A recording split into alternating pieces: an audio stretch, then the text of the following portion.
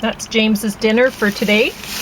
Blueberry balsamic salad with Brussels sprouts and red cabbage and some roasted carrots and garlic with thyme and rosemary, and yellow flesh potato with some avocado, and spaghetti squash and mung bean.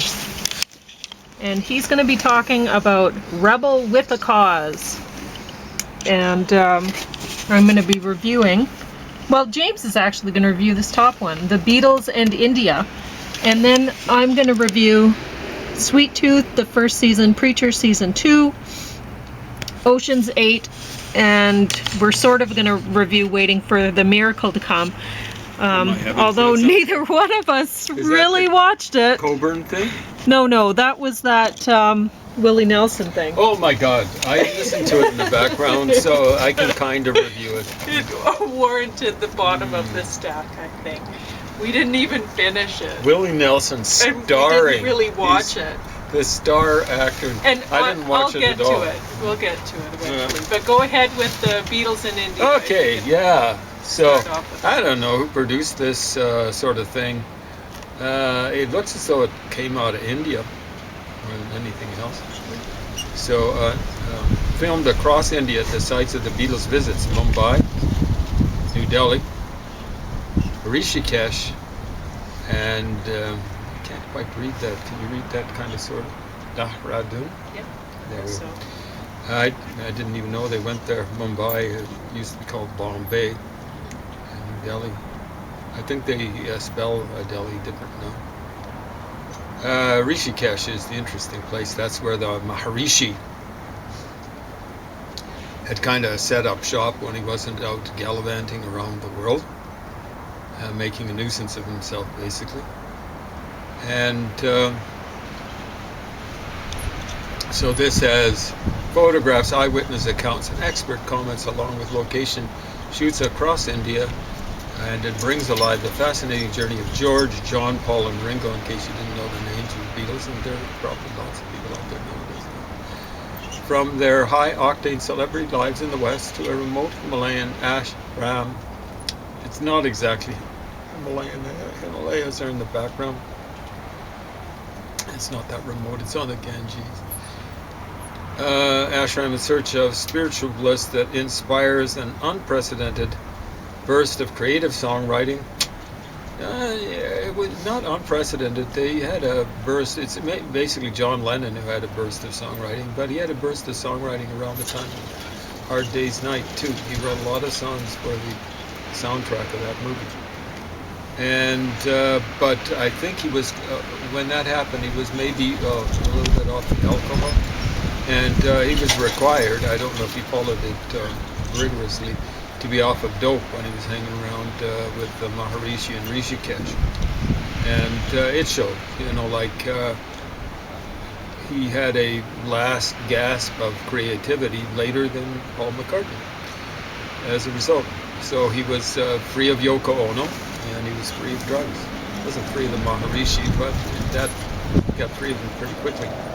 It's the first serious exploration of how India shaped the development of the greatest ever rock band and their own pioneering role, bridging two vastly different cultures. Well, they didn't really bridge it. They put a little, you know, that suggests it was like equal. Here's Western culture, Eastern culture. They put a little bridge over to the sideline and stuff like that. They have a lot of people like rock bands in India and stuff like that. They're enthused about what the Beatles did. And I think they recognized that there was a respect for Indian culture, at least on the part of George Harrison. To a certain extent, the others. Paul McCartney apparently still had the mantra that Maharishi whispered to him way back when, presumably in 1968. At least the last time I checked. He's a vegetarian and he's serious about it. So. Oh, I thought he died now. McCartney? No, not McCartney. I thought you were talking about George Harrison. George Harrison. Yeah, McCartney. You know, who was a lot less prone, I think, to going off on these harebrained schemes and stuff like that. Was he still got the mantra last time I checked? So the wind is shaking my camera. Yeah. Okay, so that's not the world shaking. Okay, we're not getting an earthquake like Turkey No. got. They had a couple of bad ones, and of course a lot of It's just aftershocks. I have the camera on a stool that I've had around for outside Yeah. on the deck and for It's for- 20 some years. Yeah. So It's four-legged, but sometimes barely. it's two-legged. Yeah. The other two are The caught bottom on of the ground. legs are a little bit rotted and Yeah. rounded. Yeah. So, bridging two vastly different cultures. The cultures aren't vastly different. You know, sub-Saharan Africa is a vastly different culture to the cultures of, or the overall something like culture of Eurasia. Now, there's a lot of similarities when you go all the way from Japan, really, but let's say China to France or to Spain or Portugal. A lot of similarities. And then, you know, like we're not counting the cultures and the New World and stuff like that, the so-called New World. Yeah, really, India is a bridge itself from the rest of Asia to Europe. In some ways, but Yeah. the funny thing is, you know, it's not really bridged over on the other side. Like, people didn't come through from Southeast Asia and stuff like that. It was more like kind of like a sideline. But in some ways, you could see it as a cultural bridge. Yeah, If that's that what makes sense. yeah.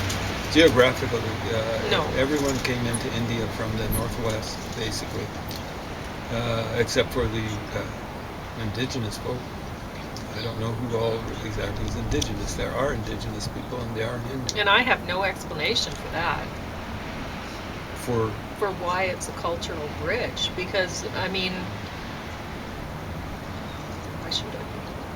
Did Well, people again, go the to geography there isn't. from It's somewhere else kind that of was a bridge? Like a geographical well, bridge? Or- the real bridge is the Silk Silk Trade route, and it goes to the north of India. So it goes like kind of maybe. So, there were a variety of different routes you could take, I suppose, depending on who was going to waylay your caravan or something like that. But through Afghanistan, through former Soviet Central Asia, things like Uzbekistan, Tajikistan, and so on and so forth. Those would be a little bit easier.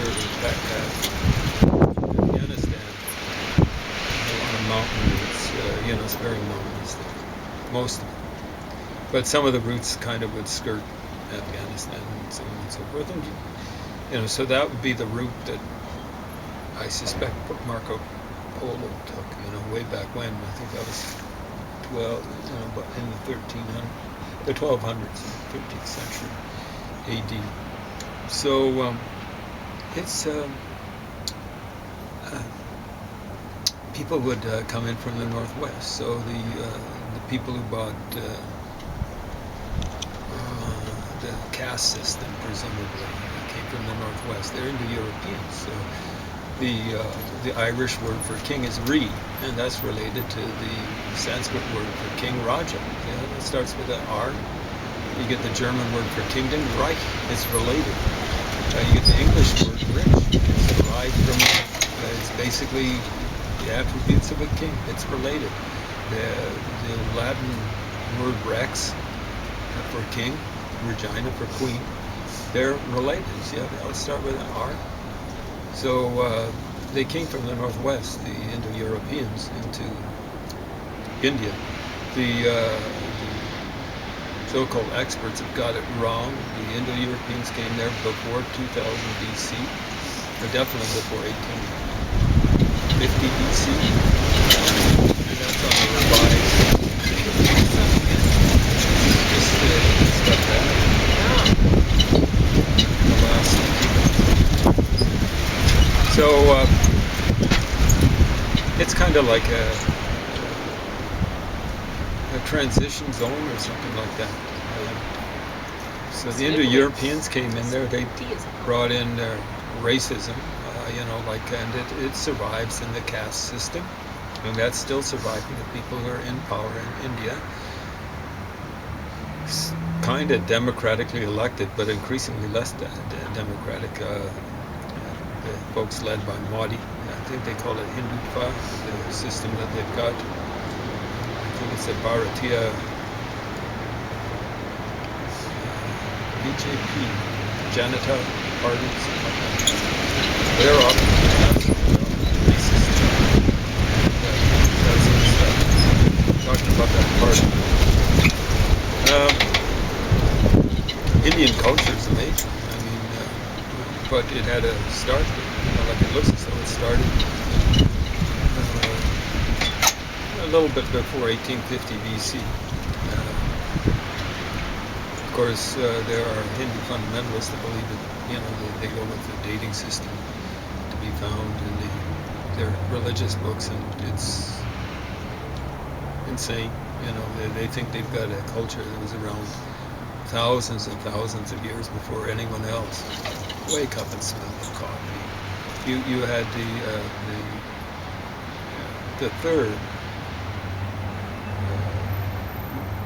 high culture to be developed in the world, which is a known achievement. It's like maybe started 2500 BC. And understand there's a revised dating system. You have to really look carefully at the revision of it. Where they've got the I guess you could call them kind of modernists or something like that. Say, like the events of the Mahabharata occurred around 1000 BC. That's already an extreme scrunching down. You haven't scrunched it down enough, you idiots. It's about, I think there's an eclipse mentioned in it. I believe it would be 727 BC, somewhere around there. It's supposed to have occurred on the field of Kurukshetra, something like that, Shetru. And the eclipse was very close to that. I'd say it was 727 BC when that occurred. Really relatively late, based on the dating system. But don't be greedy. Like that's only after the Egyptians tied with the Mesopotamians. Not like 10,000 BC or whatever crazy dating system. Don't be greedy. That's just arrogance, pretentiousness, really. Like other folks have,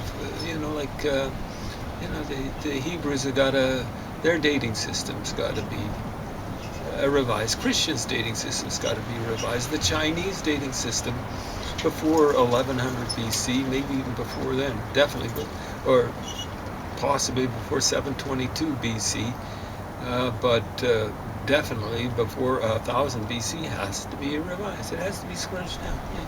Come on, cut the arrogance. So, but it's an amazing culture. The religion is awful. The caste system is absolutely awful. You'll get people say, you can believe anything in Hinduism. Yeah, except you can't believe that if you're an outcast, that you're as good as a Brahmin. That part of it is absolutely awful. It's racist. Capital, all caps. And more than 3 times. Exclamation marks before and after. The Spanish. The Beatles and India. How is it? How would you rate it? Oh, it's I'd give it like maybe 11 out of 10 or something like that. Good. It's very good. It's got stuff that I've never seen. I didn't think existed. It's got still photos and stuff like that, but I think it's got.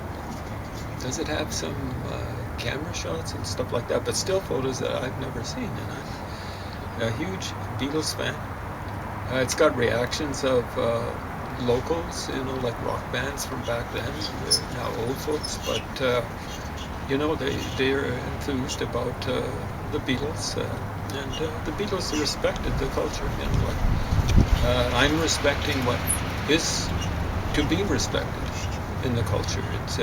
It's civilization. India had civilization. It's 2500 BC. That's 3,000 years before the English people did. 3,000 years. So it's just some bad things happen. Right? I mean, it's from India. Buddhism developed as a huge advance over Hinduism, and then what happened to it? I get this from the guy who taught me Islam. Islam happened to Buddhism in India. Just basically wiped it out. Shameful. One of the most shameful eras in the history of the world. All right. So this comes highly recommended. Don't buy it, of course. No one buys videos, I don't think. But No, you can go to the library. rent it. Free. And, stuff like that. Just like we do. Yeah. Sweet Tooth, the complete first season. Now, it's a DC comic sort of thing. Or I suppose it would have been a graphic novel, because they like to say graphic novels now to be more... to pretend that they're writing books. Anyway, so this series was really enjoyable. I didn't expect it to be. I looked at the cover and I'm like, oh my gosh, am I going to get through one episode, let alone... But no, it's really entertaining. It's pretty well done. The boy actor who plays the Sweet Tooth, this little deer boy, is such a sweet little guy. I saw that. He's so cute. You just want to love him. Yeah. Even though he keeps doing things that get everybody in trouble, especially himself. Yeah. But how can you not love that little kid? Yeah, he's just so he's cute. incredible. Those horns are, Yeah. He looks like a little fawn or something. Like And that. this is like it's in some alternate kind of reality where the world is, there's been a kind of pandemic that's occurred. Oh, wow. And not that we know anything about that. No. No. And during this pandemic, the babies that are born, all of a sudden they are hybrids. Like some of the babies are part lizard, part human. Some babies are like him, part deer, part human. And so people who do not have these hybrid characteristics, they're thinking of the hybrids as taking over, and so they want to wipe them out. They don't. Some people even think they're causing the plague, right? And so they're wanting to hunt them. And some people are really wanting to save them. They realize that these kids have nothing to do with, they're sort of they're related to what's happening with the pandemic, but it's like a result of it, right? Like it's like nature trying to say, you're going to have to learn to coexist with nature, right, in order to survive. And but humans, for the most part, they're not going that way. So things are not looking good for these little hybrids. And he's actually he's the oldest one that they've come across, because his dad did a really good job of keeping him away from everyone else, in spite of his mischievous sort of personality. But yeah, I think it's definitely worth watching. Preacher season 2. It's entertaining. There's a lot of things in here that I think are kind of off. Like it doesn't seem that the creators of this graphic novel that this series was based on liked Christians too much. I think I heard some of the stuff in the background. It was really offensive. Yeah. Like if if they did that about any other religion, I don't think they'd get away with it. Well, you could do it with Jews, so long as you say it's Zionism that you're going after. Oh, true. Oh, you can be really, really offensive with that. But anyway, it's I still find it entertaining, even though, yeah, like James said, it's pretty offensive. But I don't know if it really matters if people are that offensive about Christians, since Christians take it, and maybe it'll No, open isn't up that a amazing? door for people to say, look, Christians are taking it, why aren't the other religions, or people who believe in the other religions, There- why aren't they able to do There are it? other Whatever. belief systems I don't- out there. I don't believe that any belief system should be considered sacred and holy. Like capitalists. Capitalism is a belief system, and oh man, there's some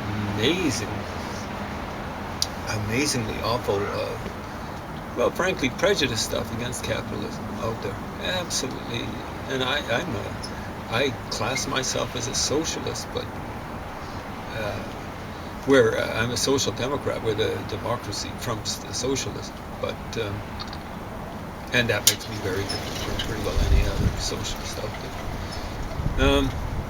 It's just shameful sort of intolerance out there towards capitalism, towards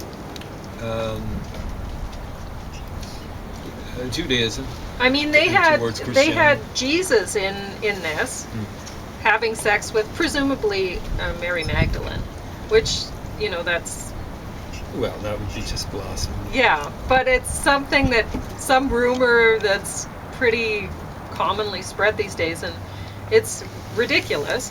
But anyway, so they had that, and then they had that Christians are worshiping a Messiah, but due to inbreeding, trying to keep that Jesus stock going, the most recent Messiah is a total imbecile.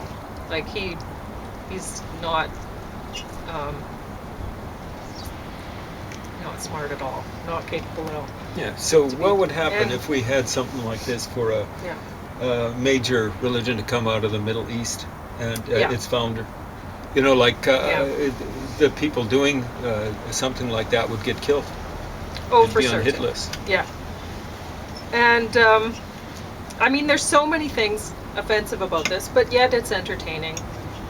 I mean, they And- had a saint of killers. Yeah.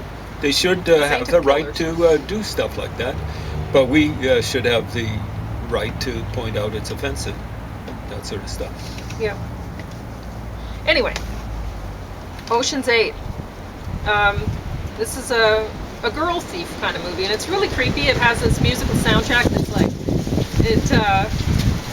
it makes you think, oh yeah, what they're doing's cool or something. No, they're a bunch of thieves and they're bad. And I have watched this before. I forgot I watched it before. Ended up watching it again. Oh! Yeah. Willie Nelson, Waiting for the Miracle to Come. Like Ooh. I was in the bath listening to this movie while James is. I mean, I you put it on for James because you thought it was And- going to be music, right? Well, There's Willie right yeah, on the I front thought it was there. going to be like Big- a documentary about Willie Nelson Yeah. or something.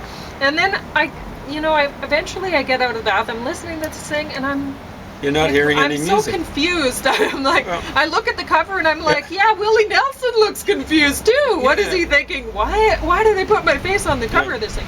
But anyway, I was confused. I thought they'd put the wrong thing in the I box thought at that the too. library. but- Yeah, and well, it anyway, and then I saw that it has original song by Bono and stuff, and I'm like, oh, okay, this doesn't make any sense. I'm looking Yeah. on the back, and I'm like, well, this girl's in the movie and whatever. Yeah, I could So, see yeah. Charlotte. When I looked at the cover, I see Charlotte Rampling. Yeah. I'm going, well, I hope, I think that's her there, but Yeah. she's been around forever. Not yet.